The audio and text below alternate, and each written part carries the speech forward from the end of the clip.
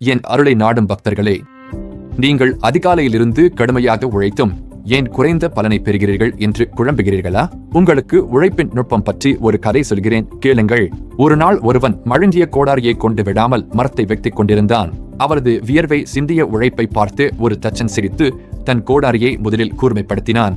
பிறகு ஒரே நேரத்தில் வெட்டி அவனை விட அதிக மரங்களை சேகரித்தான். ரகசியம் என்ன தெரியுமா? கடின உழைப்பு முக்கியம்தான், ஆனால் அதற்கு முன் யோசித்து கோடாரியை கூர்மைப்படுத்துவது அதைவிட முக்கியம்.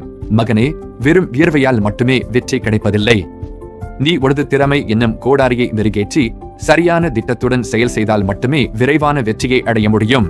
யோசி, கூர்மைப்படுத்து, பிறகு செயல்படு. வெற்றிவேலனுக்கு அரோகரா.